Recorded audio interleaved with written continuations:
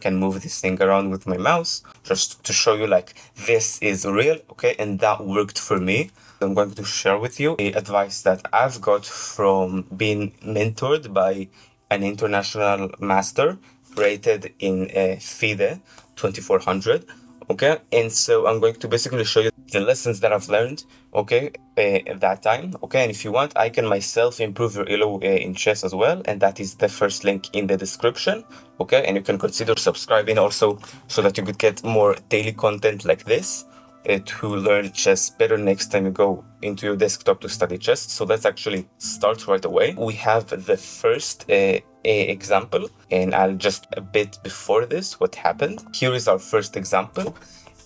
Black made a move which basically allowed white to gain a lot of kingside space. Pawn takes on e5. It is not what we should take into consideration, and of course, like, it will allow soon for this pawn to fall, yes, but still this isn't that bad here. The evaluation bar is quite in favor of black despite this reality. Now we are getting into this very clear position. It is now black to move. What is the move that you are going to do as a beginner if you are exactly in this position? Okay, take a look at this position for a moment. Let me tell you what I think, okay? If I was a beginner, this is how I would think, okay? Versus now. He threatens my knight, okay? This is a clear threat that he has on me.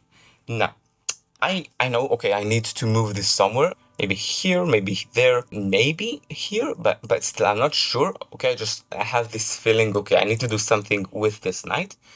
And you probably have the same thing. Then you're like getting into the place where you're debating a bunch of things. Black also have done the exact same thing.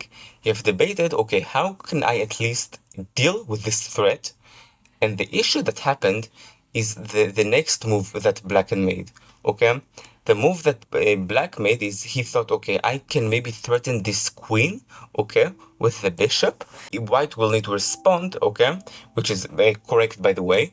But then after he responds, then I can like flee with the knight, and I have a strong bishop. We have done the move bishop to g4.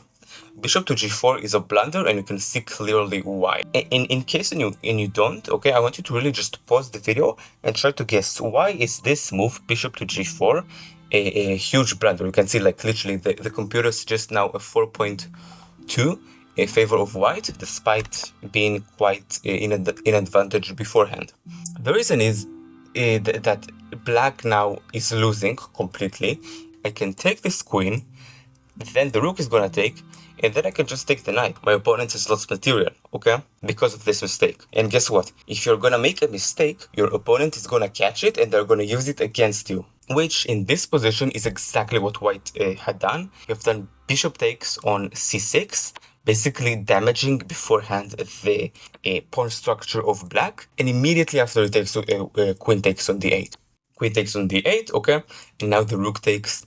And what happens is now we've just lost a knight. It is extremely hard to do anything then as black. Black is completely losing, okay, from a position which was relatively equal beforehand. And so I think you understand by now what is the message. The problem is we make as beginners, okay, when I was a beginner I've done this. I'm currently 1740, but when I was a beginner I also made these types of moves like bishop to g4. And in order to actually improve really anywhere in chess, from beginner to intermediate, and including, by the way, from intermediate into advanced, because intermediates can also make blunders, we need to stop blunders as much as we possibly can. That is how we improve in chess, basically. And I want you to run a little experiment to see, is this really the reason that I'm stuck? And you can do this by going into your rapid chess stats. Want to take a look into how stuck you are, okay? If you're stuck, it's probably this, but also go into the archive of the games that you recently played. If there you see more than one blunder, okay, in like, let's say the past 2-3 games, if you see more than one blunder, it is the reason that you're stuck, probably. Now let me show you another example just to prove this point. Here another example, okay, this time again it is black to move now. White just made the move rook to c6. It's an endgame. The inaccuracy doesn't really matter here. It's rook to a7, okay. And then white makes the move pawn to g3, very good. There's an obvious threat here, okay? We want to stop, prevent checkmate thing, okay? We defend from this. The first thing. The second is we attack the bishop. Very, very good. Computer gives it an excellent move, okay? As black, you're still winning because you have an advantage of a pawn, of a full pawn, which is a lot in the end game. You have more advanced pawns, and you have a bishop for a knight. So this is why black is currently winning in chess. We have a rule that says if you're an advantage of one pawn, you're basically in a big advantage. If you're having a two pawns material advantage, so like a +2, you're basically winning. Sometimes this rule can bend. This is why gambits exist. Sometimes you can be down a pawn, okay, but still have a huge advantage and be actually winning. But this is a very general rule that exists in chess. +1 point in material is an advantage, +2 is winning, +3 is completely winning. Let's see for a moment that you are black and you are winning. I want you to think about what you would do if you were playing this exact game. What you're probably thinking is, okay, he clearly threatens my bishop, and maybe you're also thinking, okay, he also clearly threatens my pawn, okay, which is very good. If you're thinking these two, by the way, you're very close to improving from beginner to intermediate. And so you probably think like, okay, there's a threat on the bishop, okay, there is a threat on the pawn. I need to do something about this, okay? And it should be as quickly as possible. Two pieces that are under threat. We need to do something to solve this. And guess what?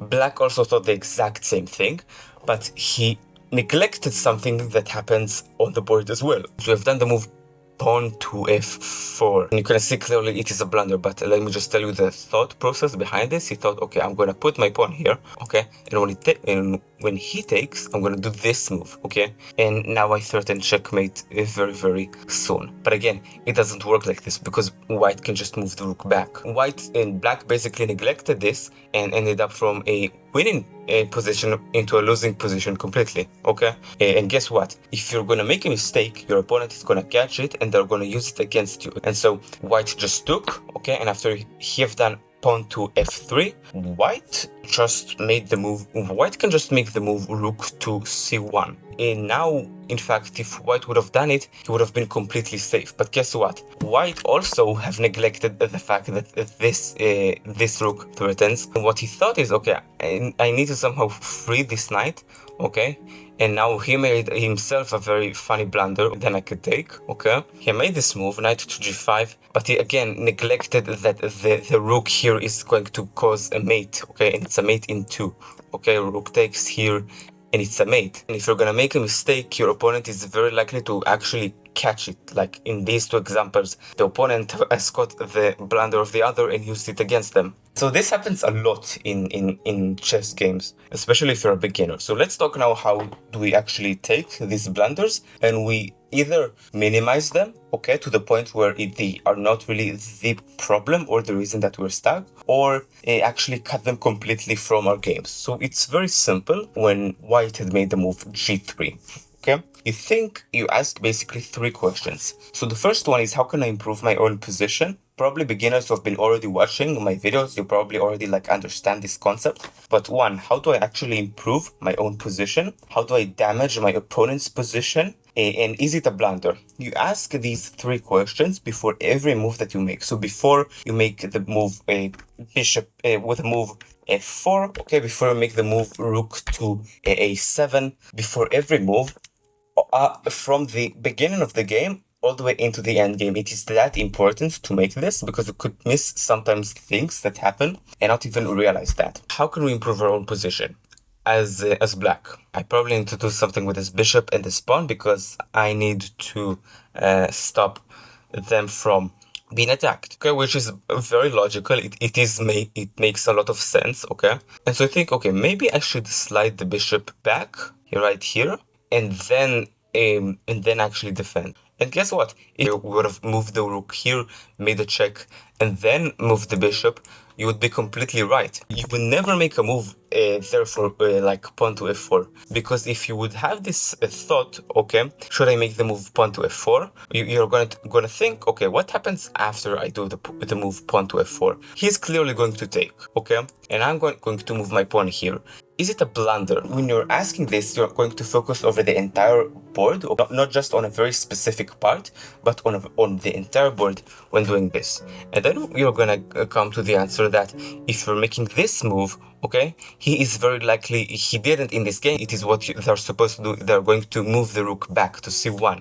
And now you're just lost a piece, okay, in an endgame, which is extremely bad. And then you're gonna think, okay, it is a blunder, I can see it's a blunder, I completely discard it and I just move my bishop back. That's simple, okay? Bishop to e7, and that's it. That is basically how you prevent yourself from making blunders. You ask just yourself these 3 questions. How can I improve my position? How can I damage my opponents? Sometimes you wouldn't get the answer yes to all of them. Like, you can't really damage your opponent's position, but you need to improve your position because you're under threat. That is the way to that I use, at least, to minimize blunders these days. And let's say for a moment that now we are white, okay, and we've clearly caught our opponent blunder. And then black have done f3. Now let's see, we're looking at this as white. We ask, how can we improve our own position? Let's say for a moment that you're thinking about this move as a candidate move. You think, okay, it damaged their position and it improves mine, okay? But is it a blunder? And you're gonna come to the answer that yes, it is in fact a blunder, because then you can just move here and checkmate you. I'm not gonna do it because I see the clear reason not to. I'm gonna slide my rook back here and defend from this as a whole, and just keep the advantage that I have, which is already huge advantage. And so how can you take the most from this video, okay, into actual games so that you retain like the information from here the most? So this is what you're gonna do. I want you right now to pause the video. Let me finish what I say, what I need to say, obviously.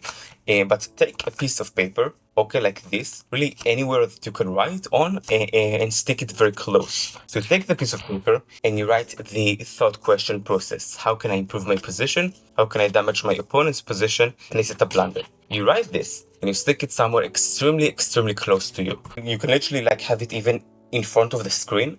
I wouldn't suggest sticking it on the screen because it damages the quality of the screen, but still you can do it if you want. So you put it somewhere very close, okay, like this, and in games, naturally, you're going to recite this to yourself. Okay, how can I improve my position, damage my opponents? Okay, is it a blunder? You're gonna naturally come to this, and this is the first thing, okay? The second thing is now we can actually practice it versus bots, okay? And bots are very good because they also blunder a lot, and they are also likely to catch you when you make a blunder, and sometimes they also use it against you.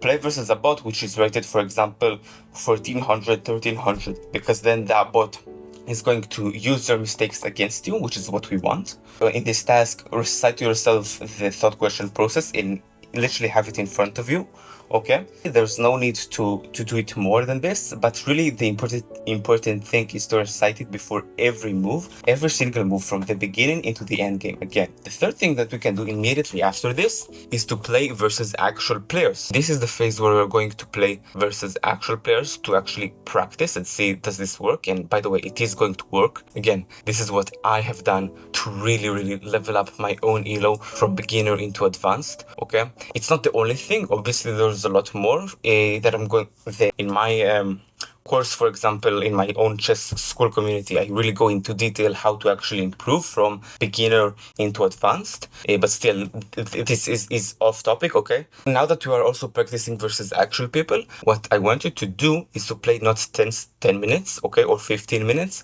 I want you to play games that are length over 30 minutes and above. Why is this? Your accuracy is going to simply improve and you will have more time to think about the moves that you make, okay?